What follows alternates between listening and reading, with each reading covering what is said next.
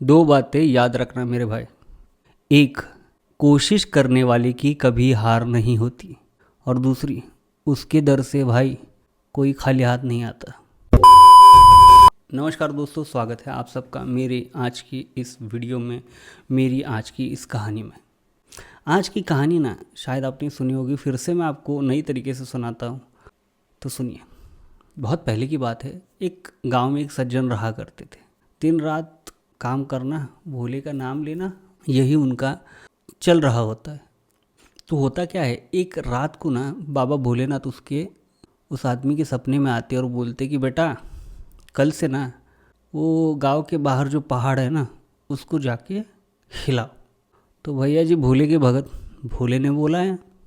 सुबह उठे, लगे काम पर। एक दिन हुआ, 2 दिन हुए, 3 दिन हुए, 6 दिन हुए, 7 दिन हो गया, हफ्ता हुआ, साल हो गया, 2 साल हो गया, 3 साल हो गया, 4 साल हो गया, 5 साल हो गया। हर रोज़ वो आदमी जाके उस पहाड़ को हिलाने की कोशिश करता। इतने सालों बाद भोलेनाथ एक दिन उसके सपने में आ गए और वो भोलेनाथ से बोला, क्या बाबा आप इतने सालों से बोल रहे हो कि पहाड़ हिलाओ पहाड़ हिलाओ, पहाड़ तो हिल ही नहीं रहा। तो भोलेनाथ मुस्कुरा के बोले, अरे ओ बालक, तुमको क्या कहा था, पहाड़ हिलाओ। तुम्हें ये नहीं कहा था कि तुम्हारे हिलाने से पहाड़ हिल जाएगा। तुम ये सोच रहे हो कि पहाड़ क्यों नहीं हिला। अपनी भुजाओं में बल देखा है। जब वो इंसान सपने से जागकर अपनी भुजाओं की तरफ देखता है ना, 10 हाथियों का बल होता है उसमें।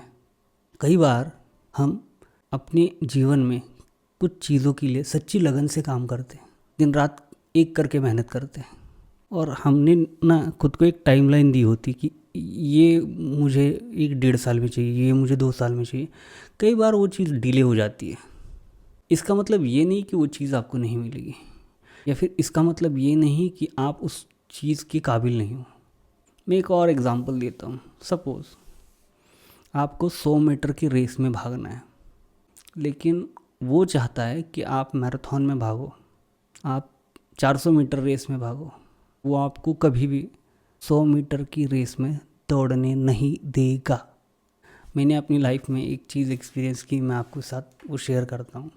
जब मैं कॉलेज में था तब यूथ फेस्टिवल में ऐसा वो कंपटीशन में जाता था। तो उसमें एक इवेंट था, नुक्कड़ नाटक, 15 मिनट का इवेंट। तो जब मैं फर्स्ट टाइम उसमें गया तो हम जीतते जीतते कुछ सेकंड से हार गए। उसका ब्लेम ना कुछ लोगों ने मुझ पर डाल दिया। ठीक है, चलो हुआ होगा, नो डाउट। लेकिन भाई ना, वो चीज़ अपन ने दिल पे ले ली, ठान लिया कि इस इवेंट पे तो नंबर ला के रहेंगे। दूसरे साल ट्राई किया, दूसरे साल मैंने वो डायरेक्ट किया, नंबर नहीं आया। तीसरा साल एक ऐसा साल था, अगर इस वक्त उस बार अगर मेरा नंबर नहीं आता तो भाई साहब पूरे ज़िले में बात फैल गई थी कि ये बिठा रहा है कि नंबर नहीं आ रहा, इन लोग का नंबर नहीं आ रहा। और कसम भोलेनाथ की, वो जो इवेंट में अपन ने फोड़ के रखा था ना, तो उस कॉलेज की हिस्ट्री में ना उतनी ट्रॉफी उस इवेंट के लिए किसी के बाप ने नहीं लाई। इवन इस बात को 10-15 साल हो गए होंगे, 10 साल तो हुए होंगे आराम से, 10 साल तो हुए होंगे आराम से। तो ये मैंने चीज़ एक्सपीरियंस की। अगर बेटा आपको भाई ना एक एक चीज़ वो दे नहीं रहा ना, उसके पीछे भी उसका कोई लॉजिक होगा ज़रूर। क्या कहते हैं करते कि हम अपने नज़रिए से देखते, लेकिन अगर आप थोड़ा ऐसा नज़रिया बड़ा रखोगे ना तो आपको पता चलेगा कि वो चीज़ आपको क्यों नहीं मिली। एक बहुत अच्छे एक्टर हैं पंकज त्रिपाठी, उनके इंटरव्यू में उन्होंने कहा था कि मलाल एक चीज़ का है कि ट्रैक्टर नहीं ले पाए। तो उनका एक टारगेट था कि ट्रैक्टर लेना था उनको। अगर वो ट्रैक्टर ले लेते तो कभी एक्टर नहीं बनते। जाके देखो, यूट्यूब पे उनका इंटरव्यू है। अगर वो ट्रैक्टर ले लेते तो वो ट्रैक्टर ही चलाते, वो एक्टर नहीं बनते।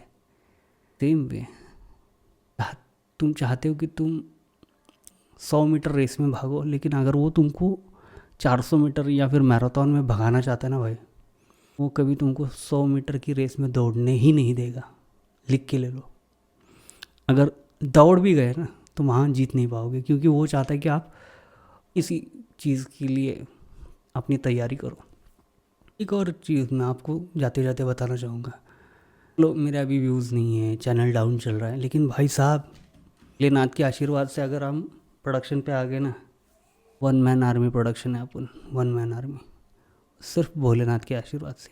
क्योंकि भैया जी इतना इजीली हमको उन्होंने कुछ नहीं दिया, ना देंगे ये भी पता है, लेकिन हम भी उनके भक्त हैं भाई, आखिरी सांस तक लड़ेंगे।